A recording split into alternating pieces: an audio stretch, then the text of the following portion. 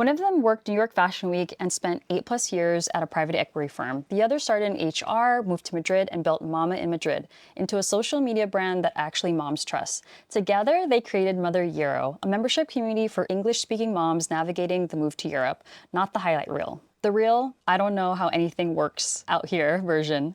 They've hosted events in Mallorca, London, Barcelona, and partnered with brands like Bugaboo, Fabulous, and Hatch. This is a real business. I found them on my feed months ago. One day I was at Alma Bakery, literally next to my house. I started talking to this mom with a cool stroller, and she started bringing up MotherEuro because here I am becoming a new mom in Madrid without that community yet. And now I've seen the brand. I follow one of their founders, Emily, and I've just met someone in real life I want to connect with inside that space. So I thought, let's get the founders in the studio. So here they are. One of you comes from a creative brand strategy and business. The other is HR and social media. Where do those skills clash? And where has that tension actually made the business better? Welcome, Maggie and Emily, to Mom Life Built Different. Hi. Hey guys, Thanks how are you guys doing? Good. Summer's is approaching. Are you guys feeling like, holy shit, like we're gonna burn, like new ACs? Like, what's the vibe coming like with summer coming around? Yeah, for me, I'm super excited. I can't wait to get out of the grind a little bit and just go relax and explore with my family, take them off the grid a little bit. My AC has been on now for weeks, so Spanish people can come at me, but I'm gonna be cool in my house. Absolutely. As you should. Yeah, but also same, just taking a small step back because we're not actually taking that much of a step back for this summer, but we are going to be more intentional and around, spending some quality time with family, which is super important. These young years with our kids and building business in the school year can just be really crazy. Yeah. Oh, yeah. And Emily, how many kids do you have? I have 3. So I have, Wow. That's incredible. What's their ages? A 17-year-old who's my stepson, Nico, and then I have an 8-year-old Henry and a 5-year-old Charlie. Okay, cool. And Maggie? I have 2 daughters. One is 11 months and one is 2.5. Oh my God, 11 months. So She just turned 11 months. She'll be a year this month, which is, in Next June. month, yeah. Oh, in my mind, I'm June. Yeah. But yes, in June, you're right. Oh, well, we and the listeners appreciate you guys coming in today and sharing your story. So both of you guys left careers that were working, right? Maggie, you were deep in PE and fashion. And Emily, you had a whole career in HR. And when did MotherEuro stop being like a side conversation? And how did it become the thing that you guys were going to double down on? And what did that cost you building MotherEuro? To be honest, I was just in my own world, kind of figuring out the move. I was pregnant and wanting to move to Spain. I'm half Spanish. My father's from Sevilla, and cool. So I'm a dual citizen, and I've been coming to Spain my entire life. So it's my country, it's my culture in my own way.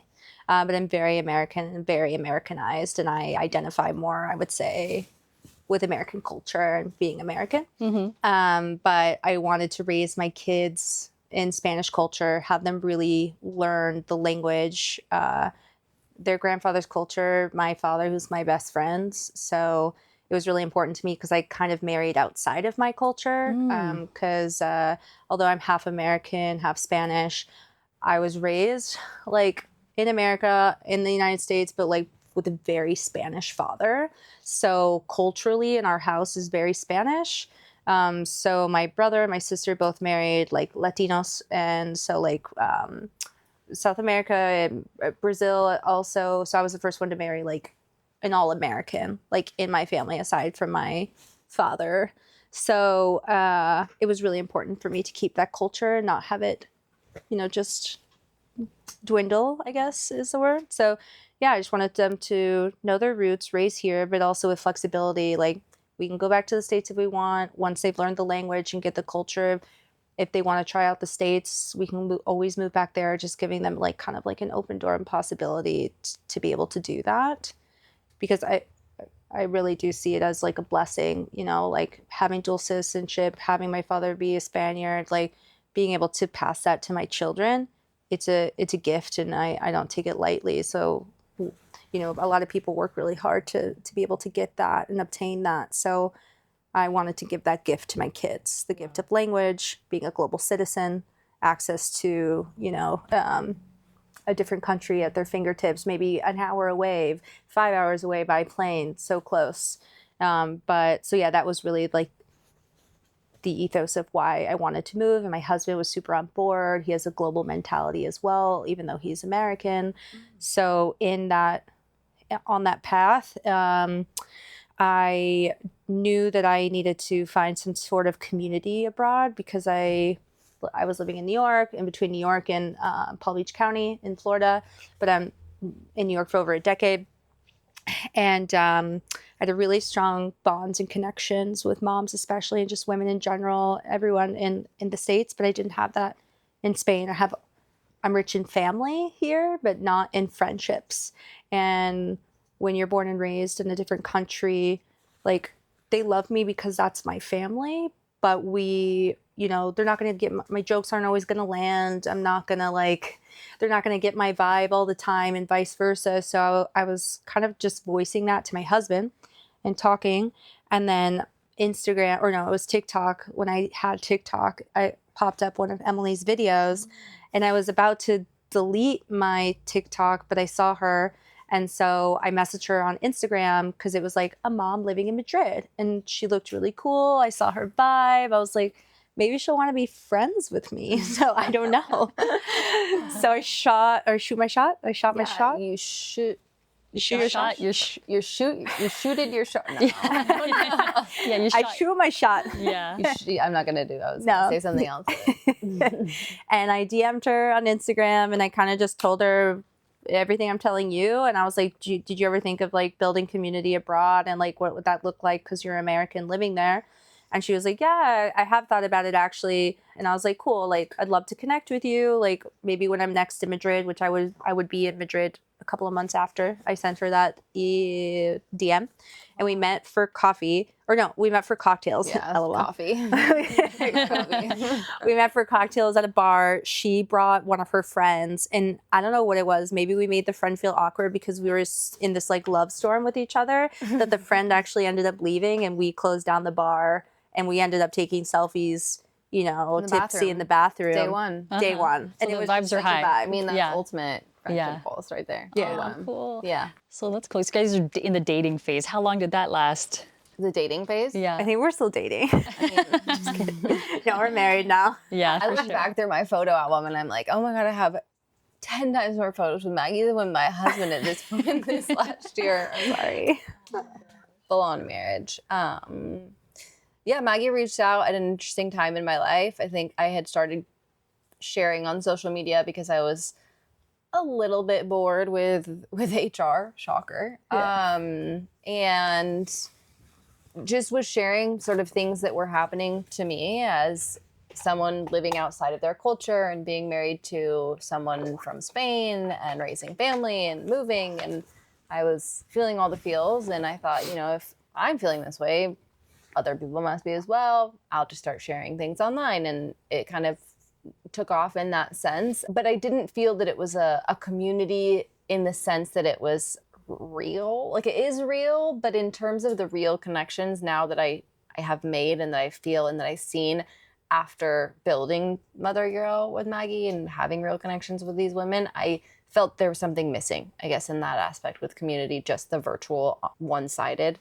And so I was kind of thinking, how do I make this into something that's different from just sharing things online? And then that's really when Maggie reached out. So it was kind of Mm-hmm. Yeah, that's cool. Yeah, finding partnerships is so rare, and I feel like it's like the stars really have to align. It's all about timing as well. So that's really awesome. So what did that cost you in the first part of building MotherEuro? Like blood, monetary or sweat, time and tears. Whatever you guys want to share. All of the above. A lot of time. A lot of still time. does. About 12 to 16-hour days. We're still working. It's like full startup mode. We really are. Cost us time away from our families, away from kids. Cost us, I think, stress. Sanity. Yeah. Community building is not easy. So, especially with moms and with women, and just holding a lot of personalities, a lot of emotions, a lot of things, and like I like to call it a womb, like a container of women, and really like being there to support one another. Me specifically, I can only speak to, I'm super into energy, so I can really give a lot, but I can also be depleted really easily. So I also have to be super protective of my energy. I mean, you guys are building a business and raising a family. It's like super mom powers, like kind of really find like the energy, the depths of your soul kind of situation. So kudos to you guys. So you're both co-founders to MotherEuro, both moms abroad, probably texting about invoices and school pickups and you know, when you disagree on like direction, Maggie, you deal with like creative direction and you're dealing with community. Like how does that clash? Like does it ever clash and like how does that play out, and has growth made those conversations easier or harder like as you're doing that dance? I think, first of all, we've been really lucky in our partnership and that we've really just connected from day one, and we've worked through a lot of communication styles and how each one receives feedback and how each person has their own individual way of processing, of speaking, of facing I wouldn't say conflict either, but bumps, which can come up because you're running a business, have a family, friend. We also have a friendship on top of it all, and it's a lot. And also adding into all of that, we actually, and since day one, we haven't really put ourselves into boxes of, oh, you're brand and I'm community and you're business and we're everything. 50-50. Yeah, it's we're everything, and we know one might shine in an area and another might shine in another area, and maybe they take the reins on that, but then there's one day that the other one has to pick up in that. So it's really not oh, this is you, this is me, like let's just stay in our lanes. And I don't think that this could be successful if that was the setup, because building community, doing events, the virtual side of things, we support relocation. There's too much going on for us to just bury our heads into one particular lane. And I think we've just learned each other's communication styles, as any relationship would, over the time. Great, really cool. Yeah, communication's everything, especially in the infancy of brand building and communication. And your business, like, are you guys bootstrapping? Do you have a bit of investment? How's that working for you guys? Yeah, we're definitely bootstrapping. All investments have come from us personally. Great. We're not. I think that's the best. Yeah, no, for sure. That's how I started. That's how Russ started. So, yeah, you know. Especially in the beginning stages. We're still in our infancy in a way. So, I mean, we have gotten approached for funding and being acquired even, which is crazy. But wow, we're just only after a year and a half. Yeah, I think people really see the value of like what we're bringing, and Amazing. Yeah. As I think community is a hot topic right now, as we're moving into this world of AI and how everything's changing and shaping, community is one of those things that people are seeking out even more. Mm-hmm. And brands want to invest in as well. Yes, and I see that as on the influencer and community side of things. I see what it looks like to do a brand deal with a company, and I see what it looks like to have partnerships within MotherEuro and work with smaller businesses or however we're set up. And I see just how loyal our community is and how much we trust one another, and that means how much we trust advice on the best masks that you're using at night, to the best doctors, to travel. Everything is going through this community, and it's a little like cult following-esque in the best way, I think, in terms of how the community... They just know that all of our resources are extremely vetted. Mm-hmm. It's not a pay-to-play space. You really have to get the ethos of what MotherEuro is, and, be a villager in a village and, help it grow. Yes, love that. Okay, cool. Let's keep talking about the partnerships, because maybe there are other moms like in Amsterdam or like Paris that like I feel like in this era, we do need to team up. Doing it by yourself is like almost literally impossible unless you have like an injection of a lot of money. Yeah. So like having a partnership, if women are listening or even guys are listening, we want guys listening to this podcast too. Like when you start a partnership like abroad, are you guys starting with any agreements, business plans? Like what does that look like for you guys in this still infancy stages of MotherEuro? Yeah, I mean, look, we're a legit company. We have the infrastructure, we have legal, we have accounting, we have everything set up. So we're doing everything by by the book. We want to do things the right way because we believe in making it sustainable and growing. But in terms of partnerships, we've worked really hard either spending our own money, some of our own capital, or using our social currency to build those relationships and our friendships, our friends who own, cool brands who want to amplify us because they love what we're doing, or whether that's also writers, editors, etc., have really helped us along the way too. And I think just with that engagement, it's naturally turned into those types of partnerships. But yeah, some that we've had to dish out money to be a part of. But now that we've grown and we're at this stage, we get approached more, and it kind of had to happen organically. Yeah, great. It takes time, takes a lot of communication, takes a lot of boots on the ground. Yeah. If someone's listening, what's the first thing you think that they should start with? In terms of Like agreements, a business plan, to start out with community partnerships? building Yeah, or partnerships? Yeah, with a partnership. I think for us, it really just happened over time. And Yeah. it does take a lot of investment up front. I would say community building really. Yes. Improving, Your network. Yeah. Like, it sounds silly, but your network is your net worth. I really do believe that. And what you're putting into it, love, energy, sincerity, people are going to feel that you can't really fake energy. People will know. So I think that's probably, I'll speak for myself, probably my greatest currency is just relationship building, and then people seeing authenticity and wanting to help that grow. Love that. Yeah, I feel like it's transparent and there's so much value in that. You can't fake the funk. And giving yourself time, I think, is as well, where we are now, because it's taken a lot of time. It's taken a lot of networking to be able to get to the place that we are today. So giving yourself. Yeah. And do you feel like you guys feel like your American advantage, that kind of mindset has really paid off here in Spain? Absolutely. Or do you feel like it's a bit of a hindrance? Because I do feel like sometimes when I approach pitching or ideas, it's could be a little intense. What do you mean? Forward, very forward. That you're being forward? Yes. Yeah, that's what it is. Yeah. I mean, we're American. We are forward. We are kind of no bullshit. We're about our business, and I love that about us, to be honest. And I think that's what kind of sets us apart and makes us even more successful, just because we're not afraid to kind of put ourselves out there and be rejected. And if the people say no, we're like, okay, no sweat. Well, then on to the next. Love it. Yes. Kind of, we have that callous skin for rejection. Yeah. We're what's happened? All right, how do we maneuver and pivot and make this happen for ourselves, regardless? I think it's instilled in us, from young age in the U.S. Totally. The work ethic, the not everything is going to be a walk in the park. It's don't always take the easy way.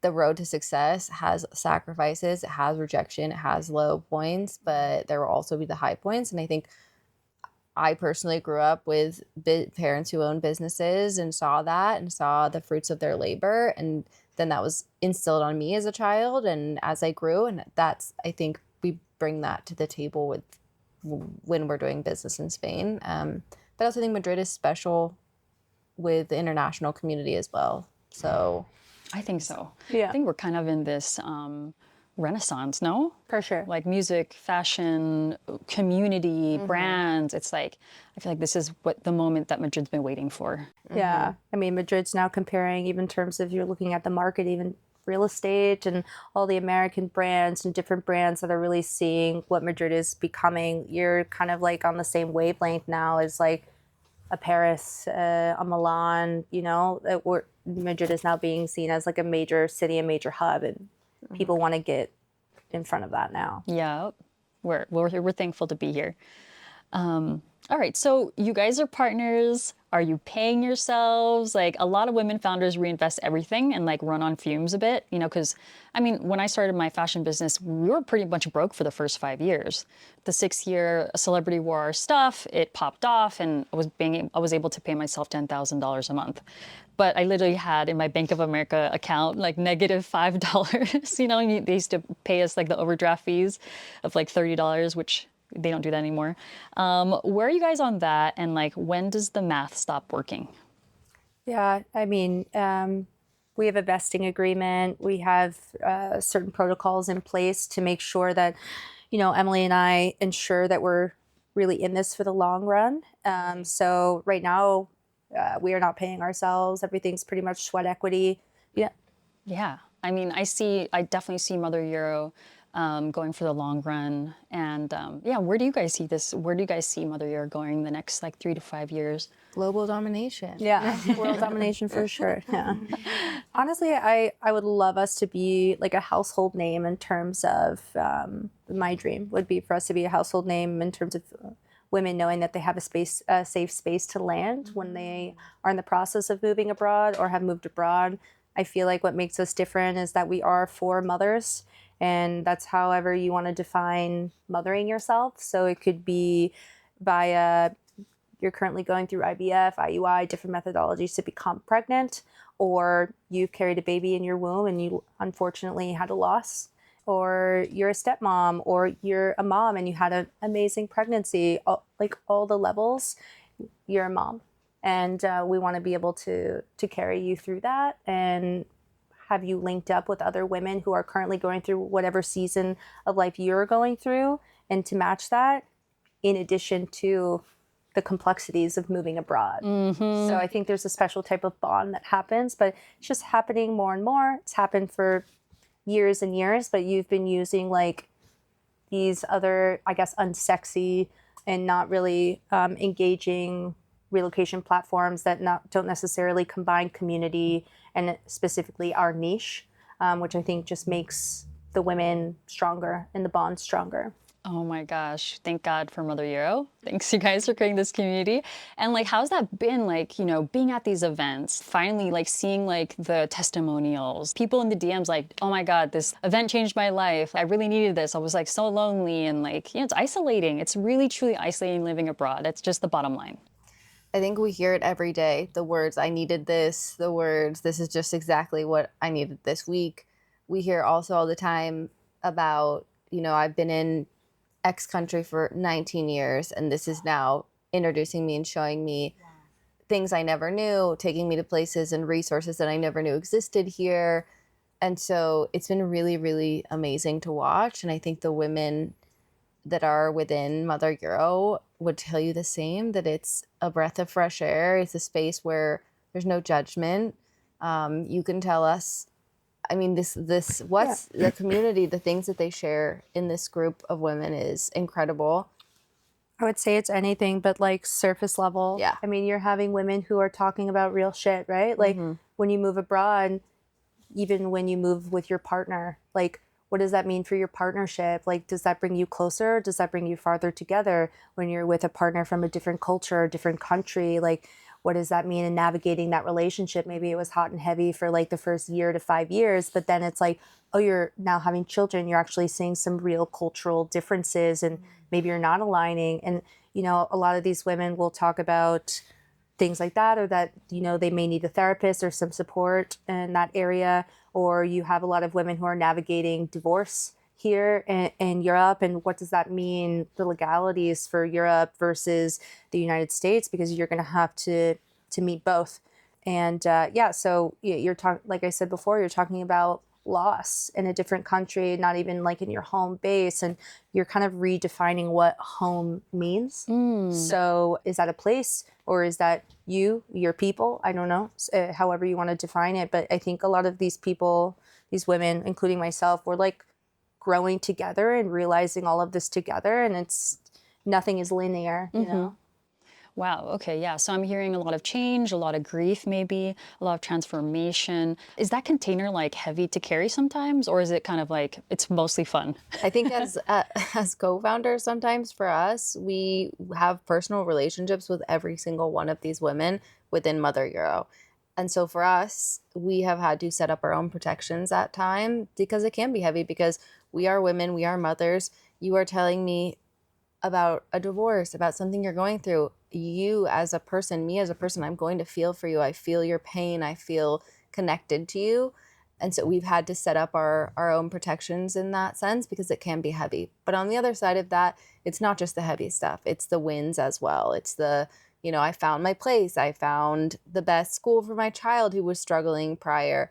We bought a home. We've made and hit all these goals. My husband and I are doing amazing. So on the other side of that, we also have the joys and the wins that we get to celebrate with these women. The babies that are being born. Yeah. We're throwing baby showers all the time. Yeah. Where it's life. Like, But That is real. That's expat life. Like highs and lows, and baby, it's a roller coaster. Yeah. And like you have expats, but you have people who are real immigrants who are immigrating themselves into this country and fully immersing themselves in this culture, and they consider this is their new home. So it's a really beautiful balance, and like, figuring out your definitions of what that means. But yeah, I mean, when you move here, so many, or any country, so many complexities can happen at any time. We have women who are discussing, like, even, finding out now when you move with children, especially, my child is neurodivergent. I'm looking for a specific doctor. You'll have women already in the community who have children with a neurodivergency, and it might align with your child's or whatever. They can recommend a therapist, a doctor, but like firsthand recommendations, nothing from the internet. You kind of save yourself a lot of time and energy. You have to scour through these weird Facebook expat groups. It's like we have to rely on like Reddit forums that are like not even vetted. Facebook groups, I don't know, Instagram, like it's crazy. So like getting into MotherEuro, you're kind of already getting that reliable accessibility that's priceless with mothers struggling with like neurodivergency or like a trusted babysitter. Like we have it all. Babysitter is huge. I mean, anything from your hormones to women going through perimenopause to trying to get pregnant. We have it all, and we have all the women are constantly sharing their resources back and forth, and lives have been changed because of these resources. Because it's not just your random Joe on the corner. It's we're finding the best in the location where these women are, and they're receiving the best care that they can based off of recommendations from the community. Great.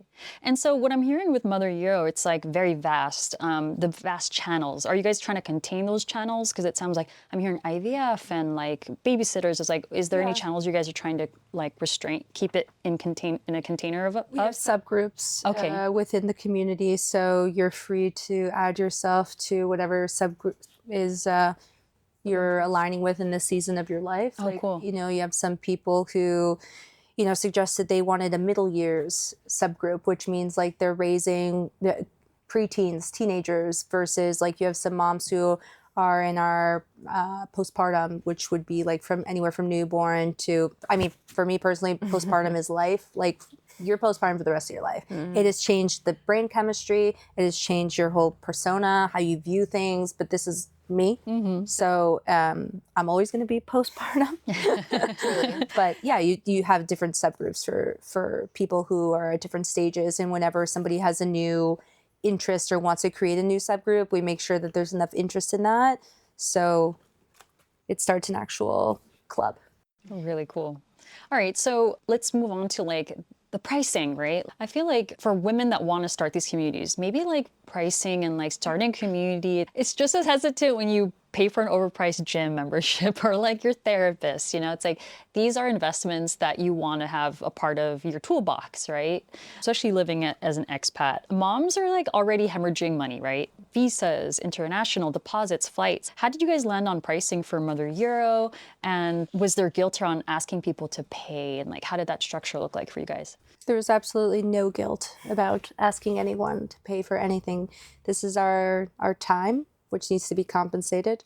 This is our energy, which also needs to be compensated in some way. So no, I don't think there was ever any guilt around that, especially with what's provided in the community. I feel like you're saving money at the end of the day because you're getting top-notch, highly vetted resources, immediate friends. And these friends, most of them, if not all of them, have connections in some area. So I feel like you're already kind of entering into a community that can really like help you have a soft landing, rather than when you land, you're like, oh my gosh, like, what am I doing? Where do I go? What do I see? Like, let me check all these subgroups, which is also the other person's time, right?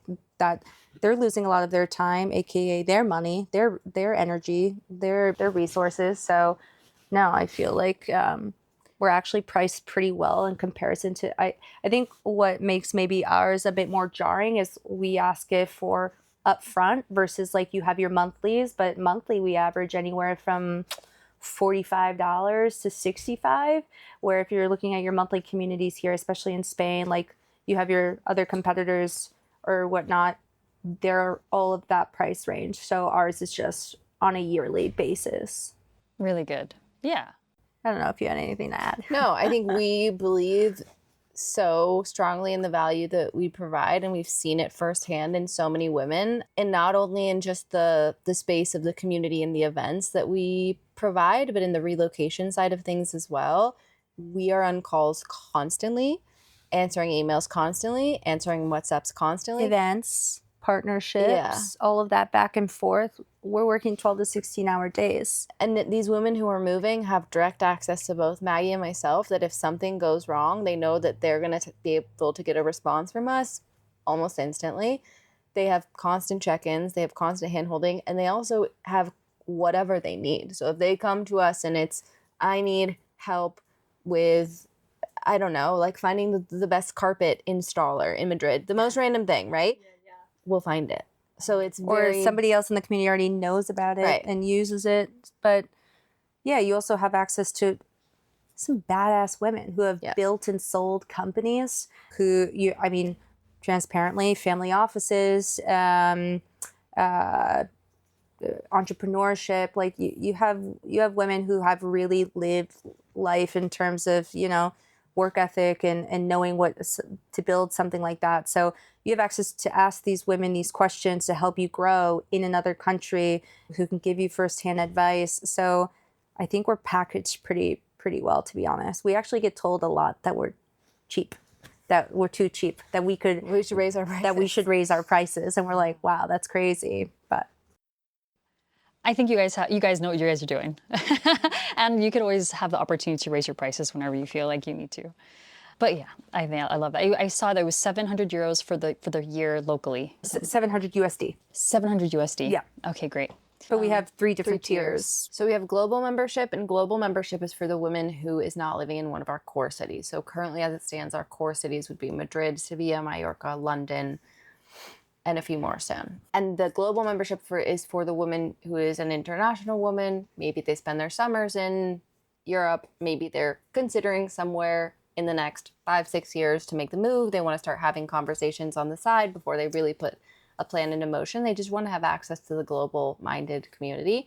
That is a global membership. Or we also get a lot of like your LA, your New York girl, Miami. We have a lot of those type of women who are living in those other core cities in the United States who like drop in a lot for work in the UK and London, and just like when they land or they're done, like they're on all-day conferences, and after they just want to go grab a cocktail with the girls, and they know that they have this whole community that they could just like message somebody and go do, instead of like, me personally, like, just when you would go away for work trips and then you just order room service and you're just there with the remote, versus like building a community with another woman abroad, or like, experiencing that city through their lens. So I think the global membership is really cool also in that way, Yeah, we've seen a lot of interest in global membership, especially as I think, the climate is changing and people are really looking outside of just the US as being like the main goal. And like, oh, this is really cool. Life, international mindsets. Resident is for the women that are in our core cities, like the ones that I had mentioned. And then we have the aspiring tier. So the aspiring tier is where the relocation assistance comes into play. Wow. And they essentially have unlimited access to Maggie and myself. We have a whole portal built out where if we follow their journeys, we're connecting them with all the right people. They have access to a lot of resources that we've created, content that we've created around moving abroad. And then on top of that, we meet monthly to make sure that they're being taken care of, in essence, in what they're needing for the move. So there's those 3 different tiers, and then they all do live together within the community. You guys are angels. Thank you, MotherEuro. Okay, so you guys hosted a ton of events already, right? Across multiple cities. After sitting in these rooms, what's like the problem that keeps coming up? Like you obviously mentioned like carpet, neurodivergent children. Like what are the things that are most moms or, maybe there's a mother aspiring coming from America, coming to Europe, like maybe trying to move to Spain. What's the one thing every mom is struggling with? And no matter where she is in Europe, is there a through line?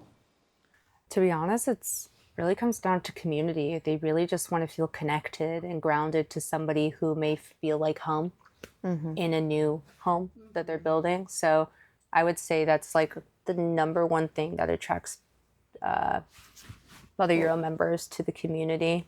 Yeah. And I think the realness within the community as well. Everyone keeps it real. We really make sure that we facilitate the events. The events are Oh yeah, they're not just events, right? You're not just showing up to a room and there's a bunch of women and you're like, oh my gosh, okay, I'm gonna go talk to her and maybe we'll connect. No, we're forcing you to connect. No, it's in a beautiful way. Yeah, we those events you go to and you're like, you really got to put yourself out there, and then you maybe leave with like you meet one girl maybe, and then it's like, oh, Maria, this event, and they stay in your phone like Maria whatever event, and like you may follow up.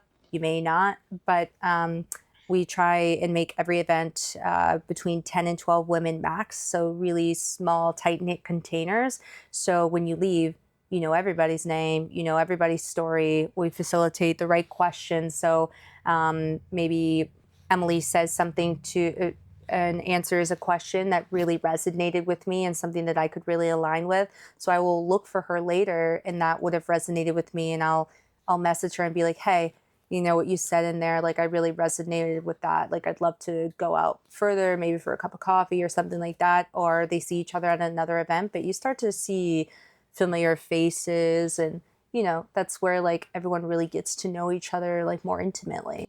Yes, I love that. Okay. Yeah, community is everything. I think, yeah, online, it's like, I think we're a bit, like, it's great, like the comments and the engagement, the likes, but like, I think we're all getting a bit sick of it. Past that. Yeah, we're all getting like physically sick of that. So Yeah, Emily does a great job of that with her platform, Mama in Madrid. yes. I mean, she's always keeping it real. And even like, I think in a recent reel you did maybe like a week ago or something, it was like, I'm kind of sick of like the cultural curiosities and like, oh, what's the difference between ham and jamon? It's like, okay, cool. That's something I could chat GBT, like, Totally. pretty easily, or find out for myself on the street. But like, I think when you stop doing the cultural curiosities and the culture shocks and just like live it, and you're just like talking about the realness of parenting and what that looks like in a foreign country, I think that's when the realness comes into play. So I think you do a great job of that. Thanks. Thank you. I think MotherEuro. Follow Mama in Mama in Madrid. Plug. No, I'm her manager. I think MotherEuro really took that for me personally to the next level, because those were the little things that I was starting to feel, was that comments are great, engagement's great, messaging is great, but I want to connect. I want to see this person in front of me, have a conversation, look into their eyes, feel their energy, be in a safe space, and really get to know them on a different level than what is just, where'd you get your shirt? Like, Yeah. Send the link. yeah. Yeah, because that's how our brain adapts as women, like comparing, but also like nourishing. And it's like, it really is our medicine. It truly is our medicine. Yeah. I just think it's so cool, like the women that we've met, and like you may think you know it all, or like what you don't. I don't know it all. I'm learning so much from so many different people, so many different things, all the different types of bureaucracies, laws. So it's so interesting. I'm never bored. No. Oh yeah. So let's move on to like growing a business in Spain, as we are in Madrid, the capital of España. So let's have some fun, guys. You're running a business in Spain, which means Spanish bureaucracy, Spanish timelines, and the general Spanish approach to urgency, which is none. What's the most absurdly Spanish thing that's happened while running this company? Has living here changed how you work, or do you miss things just not happening on time? How's that been with the? I think we can bring in Russ in this podcast, this episode, because Let me tell you. the 40% tax and yeah. I mean, for me, look, like I'm a New Yorker. I lived in New York for over a decade. That's where I bought my first property. It's where I met my husband, who's born and raised in New York. So in my heart, I'm a New Yorker. So I'm used to quickness and people being super honest and just upfront with me, the good, bad, the ugly, just like, let's get it done, let's make the deal. So here I think, you know, there's a little bit of massaging and there's more like, yeah, a little bit more of that where I kind of just want a clear cut answer, yes or no, good or bad, like pretty immediately. So I would say maybe for me in that way, it's taken some getting used to, you know, to be more patient, to be more understanding, to know maybe they're on a vacation. I don't know. Yeah. But that's for me. But in the same breath, like, I think Spanish people are extremely hardworking and super on it, and in those, in a lot of those ways too. I think it just like depends who you get, like, you know. But Yeah, I love that response. I think it sometimes are used to doing business in a different way. It's not like, oh, I'm not trying to work right now. It's they're used to getting what we can accomplish in one meeting over 3 meetings. And so it's pushing, adding a little bit of, you know, that extra, okay, like, let's just do it today. Let's just get it done today. Let's just get the date on the books today. having to push more for like urgency. Yeah. But they love it. I feel like at the end they're always like, wow, we got so much done. Like, yeah, see, you can get time back. Yeah. So Yeah. The bureaucracy is very interesting. I was kind of like itchy when I first moved here, and then I was like, okay, it's all good. Like, it doesn't need to be so quick. And I feel like the difference between like America and Spain, it's like Spain, everyone's on their phone. They're making calls. Like, they're like sitting in like a 2-3 hour lunch. Like in America, it's like text messages and emails. It's like everything's happening so differently, I feel like. I feel like here we're getting a lot done via text too. Like WhatsApp reigns king here. WhatsApp. So everybody, we do, most of our deals are done via WhatsApp, and then we migrate to email and close out a deal. and we're working, you know, one of the most up and coming capitals of the world at this point. So you're dealing with, you know, we're dealing with these really incredible business people who understand that urgency at some point is important. And I think we've just learned to push where we need to and pause when we need to. And at the end of the day, it gets done. Yeah. Yeah. And how are you guys feeling about all the holidays here in Spain? Like, as a business owner, are you actually taking those holiday breaks? No. Or are you going in on holidays? Tell me the truth, because me and Russ, we don't follow the holidays sometimes. I'm a workhorse, so I work all the time. I'm pretty much on it. I don't know. Maybe it's also like immigrant mentality. Like, my dad came to America when he was in his 30s, and like it was always instilled in me, like, work, hard work, like put your head down, just keep going and pushing through. So like I think I'm just naturally like that. I would love to take more holidays and like honor the Spanish calendar, but my body physically has a reaction. It's like work. And I'm like, okay. Yeah. And at the end of the day, we're building and running a business. We are not giving ourselves the 22 days per year that law requires to take a vacation. So there's a lot of, you know, obviously when you have a contract in Spain, you work for a Spanish company, you not only get your Spanish holidays, but you also get 22 days to do whatever you want. We don't have that. We're working all the time. Whether we have kids running around in the background, climbing on top of us, there's a lot of days where kids haven't had school and we've had meetings, and it is what it is. And I think when we can enjoy, it'll be amazing, and looking forward to it. Oh, yeah. I mean, there's definitely a sacrifice in that infancy stage of your business. You guys are building the foundation now. So like you have to put those stones in, the blocks, the cement, everything has to get ready to be built solid. Yeah. I'm learning a lot more of bureaucracies in terms of like the healthcare system and like different subject matter, which really matters obviously for us as mothers. Like the whole concept of private versus public, not really a thing in the United States. Everyone's pretty much going to the public hospital and they're super highly regarded, and you just go and you give birth, and so amazing, unless you have a different methodology, like you're wanting to give, you know, through like a bathtub or something else. But like for most people, they just go to a hospital. But for here, I gave birth to my second daughter, and I had to kind of like go through the whole process of like what's public versus private, and what does that mean? And there are quite a lot of differences, not just like monetarily, but and how you want your birth plan honored even. So that's been like one of the biggest, like, I guess, bureaucracy driven things that I've personally noticed. Yeah, same. Yeah.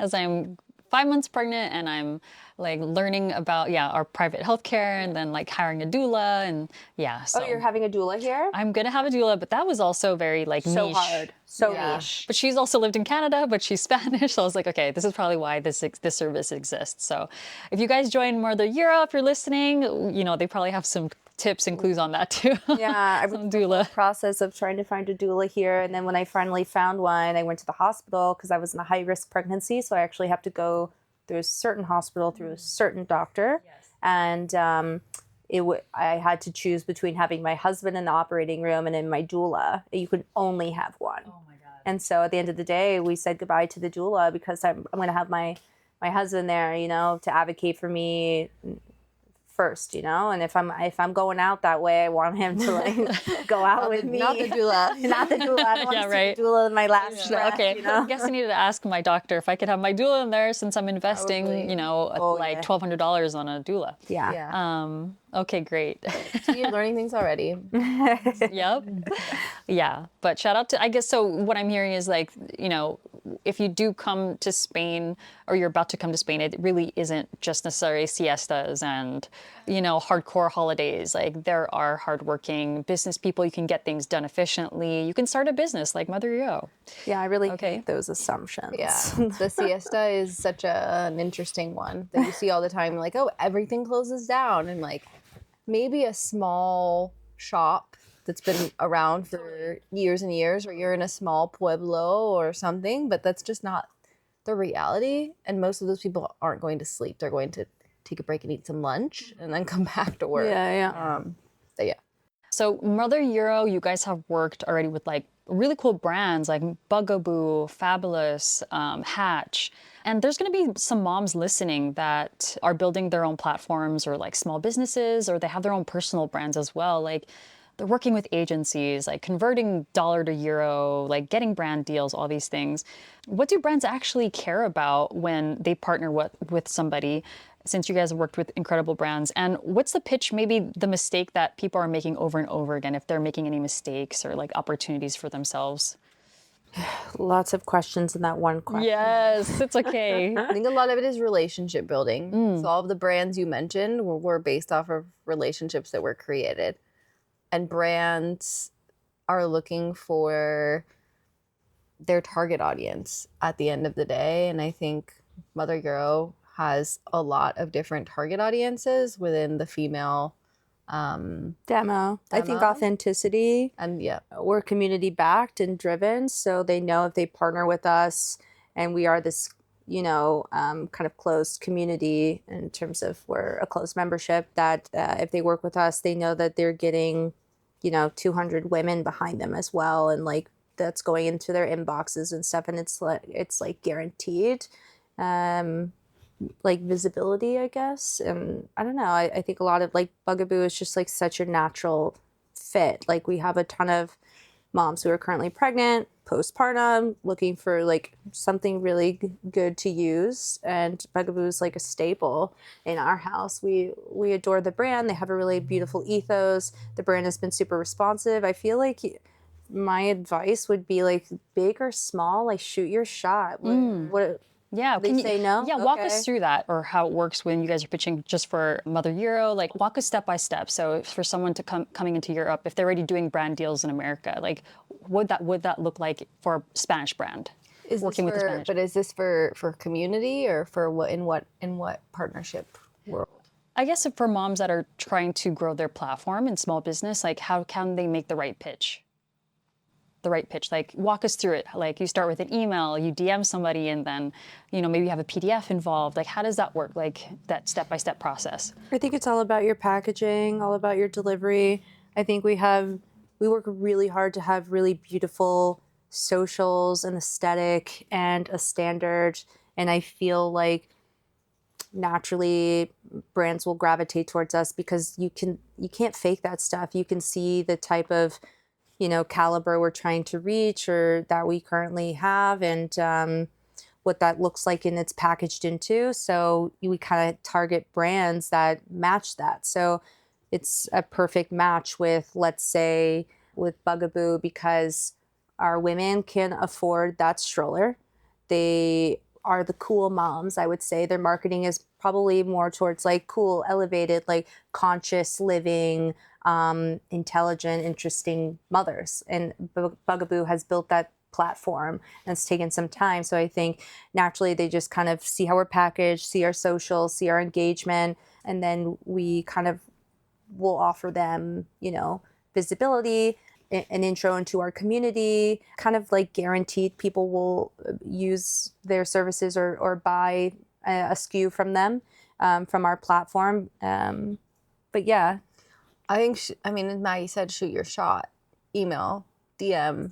Don't be afraid to send a follow-up email or a second follow-up email. But also giving back to their communities, right? Because a lot of these brands are trying to build their own communities. They want to merge worlds. So it's like, we'll say to Bugaboo, like, hey, we're having this event in London, in UK, at the Hatch store, for example, I'll use. In like the UK, we just recently did something in London where it was for pregnant. It has to make sense. Exactly. It can't just be a blind ask, you know? Yeah. Shoot your shot, but within reason. So, for example, it was at the Hatch store, which is known for, you know, clothing for pregnancy and postpartum, comfortable clothing, jeans. Like I'm a consumer of it.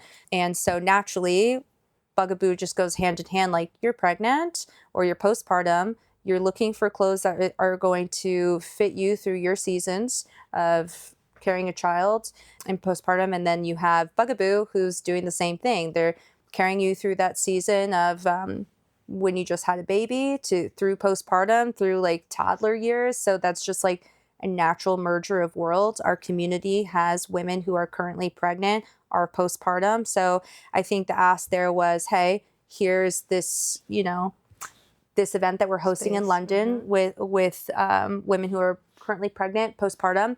We think it would be great visibility for Bugaboo. We think people would also, you know, buy a SKU, buy something from the collection, and in the same breath, like, we can connect over what you've built. So I think naturally it's just a merger of worlds. So like, yeah, I think it's also like how you package and understand. deals. Yeah. I mean, most of these small business owners are personal brands. Like, it's how you package, and then like the deliverables, and What's your value add? Yeah, what's your value? And also, it's like those first connections can build these deals or even bigger deals in the future for like, you know, 1 to 2 years later. Totally. You know, so it's really, I really feel like, yeah, that those first events, those first deliverables can really set the tone between you and that brand's like relationship. But also, we're not really always just trying to target these big mega brands, right? We want to amplify and give women voices who are building cool shit. Yes. For most of our events have been working with smaller brands or up and coming Spanish. A mix, yeah. I would say, yeah, exactly. But like for another example, like we pitched to this other, I would say, smaller brand up and coming called Softy Baby, and it's, you know, hyperallergenic. It's no scent lotion, and she's she's actually born in Ireland, but, you know, lives in the UK and in London, and she's trying to get her brand out there. So I was like, well, why don't we mix, you know, the smaller brand in with these two bigger brands, and then you get visibility, but also like, I think it's important to launch people who are creating really cool stuff and, you know, give them that opportunity. Yeah, absolutely. And I think with brands, with spaces in Madrid and Sevilla, Mallorca, London, all of these places, there's these incredible small businesses or growing businesses, whether it's in the health and wellness space or they're an acupuncturist, a doula. Yeah. We're really trying to combine it all and bring them all on the same stage and give our community access to brands that we love and have vetted and have used, both of us. So it's a lot of the fit just happens naturally. Yeah, that's great. Yeah. So I guess the package answer would be having good artwork and design, and having the stars align, and having just everything packaged to make sense. Right. And what's your value add, right? At the end of the day, this is a transaction between two businesses. It's a beautiful transaction that a lot of connection comes from, but what are you bringing to the table as well? And knowing that, and knowing your value and how to present that to these bigger brands is, I think, important as well. Yeah, you got to advocate for yourself a lot. Oh, yeah. And like when to give up and also when to push. Are you guys pushers, or are you guys kind of like more like, I'm going to attract these deals? Attract, you said? Yeah. Attract. Oh, attract. Yeah. I would say we push ourselves into these doors, but we also receive a lot of inquiries, but we really are selective. Like, we're not just taking every inquiry and doing business with everyone who the ethos really has to matter. We do a lot of due diligence and research on the brand and see if like it aligns with us and our ethos, which is really just a safe space to land community for women. So if your brand doesn't really align in those ways, we're not going to go in that direction. The most important thing out of all of this is safeguarding the women in the community. That's the number one. I love that. Yeah, that's your like aligned value with the business. Yeah, and then also filtering out these businesses, it's really going to show in the long term of the quality of your brand. Thank you guys so much. So you talk about helping moms build life differently abroad. It's overall, it's hard, it's challenging, and there's also these great rewards. But I want to turn to you two. Is this a life you moved to Europe for right now? Not like on the vision board, but is MotherEuro giving you that? And are you still building toward that? For me, I would have never envisioned that this would be my life when moving abroad. I simply just wanted to move abroad to be reconnected to my roots, have my children be raised in that culture and understand that too, and then hopefully make some friends and good relationships along the way. I feel incredibly grateful and blessed to be like where I am and to meet all of these really cool women that I'm meeting and forming these relationships. It's been like beyond my dreams, to be honest. Love it. Yeah, I'm very grateful.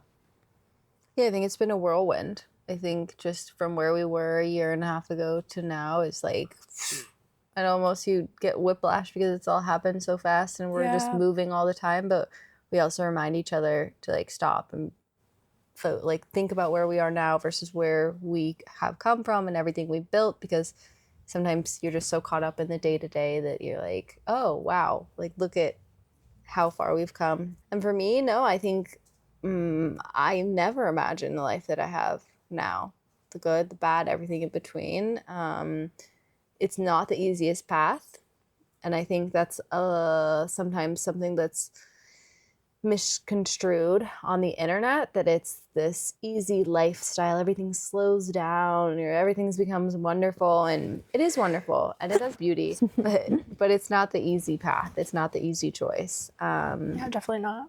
So yeah, in that sense, is it my vision board?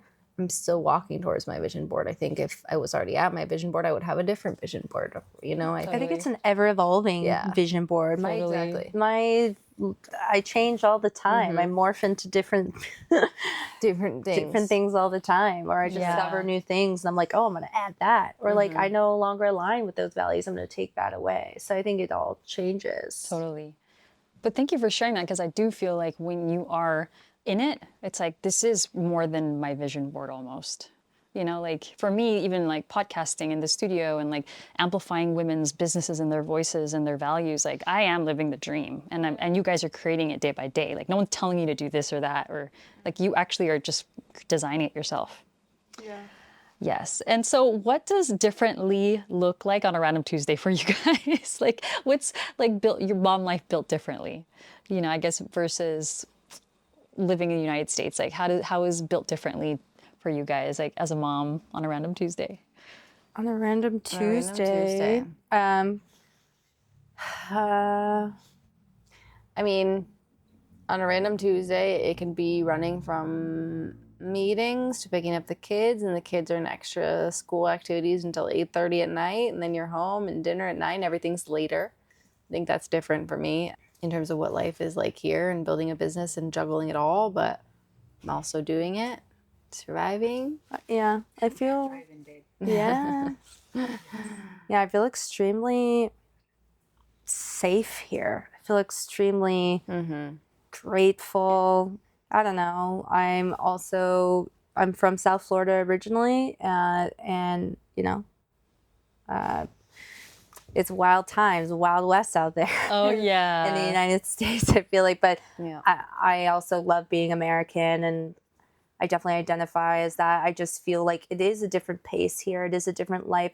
I do feel safer here. Like when my kid is like walking maybe 10 steps ahead of me or on the bike, you know, my nervous system is a bit calmer here, I will say. So that's reassuring. And hearing from both of your stories, like, yeah, there's opportunity, there's safety, there's a later schedule, but we make it work. We adapt, right, as moms. yeah, also I feel like the kids don't grow up as fast here. I feel like growing up in the States, I grew up really quickly. Same.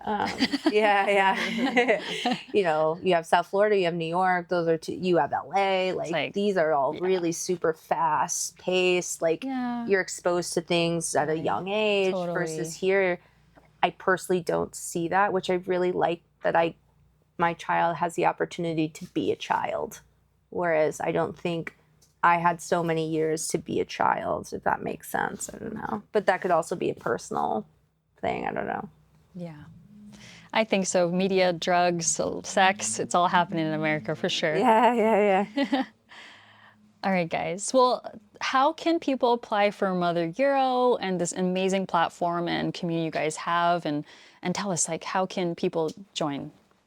Through our website, there's a Join MotherEuro tab that you fill out an application and schedule a call with Maggie and myself. Every single member that is within MotherEuro has gone through a chemistry call with Maggie and with me. We do it together usually, and it's really important for us, for the safety of the community, for the ethos of the community, to make sure that those chemistry calls happen.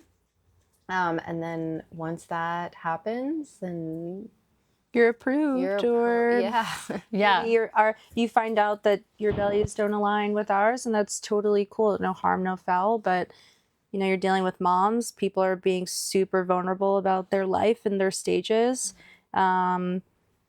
Like I said earlier, divorce spectrum. You have women from walking all different sort of paths, so that all needs to be treated with the utmost care. You know, what stays in there stays in there. So yeah, it's really important. I mean, people are sharing where they vacation, their homes, where their kids go to school. So when you're dealing with mothers and families, you have to be so careful who you allow into spaces, because you just unfortunately never know. So I think that's also what makes us different than your Facebook, WhatsApp, or Facebook groups or WhatsApp groups or whatever. Like, we truly do filter, versus like some of the Facebook groups, expat groups, and like mom groups that I'm a part of in Madrid just for fun. Like, I recently found out there's a dude in it, or there's somebody else. And I was like, but this is a mom group. And they're like, oh, but he's a single dad. I'm like, well, that's cool for him, but I'm talking about my C-section scar right now. So I don't really, you know, or like, so you just never know, you know? Yeah, thank you. Okay. And also, if there anything you guys want to leave with listeners, maybe an aspiring mom, like trying to come to move abroad, or like starting her own business, is there any anecdotes you guys would like to leave with the listeners? I mean, if you want to move abroad, reach out. We'll help you. Yes. Thank you guys for, you know, the work and love and care you guys have brought to your own, just like local community and internationally. You guys look for MotherEuro. It's going to be in the show links below. I just want to thank Maggie and Emily. Thank you guys so much for coming today. If you love this episode, send it to your group chat, hit the notification on Spotify so you never miss an episode. And if you have thoughts or topics you want me to cover, leave it in the comment in Spotify, and it genuinely shapes the feedback we get next. Thank you guys, and see you on the next episode. Thanks, guys. Bye.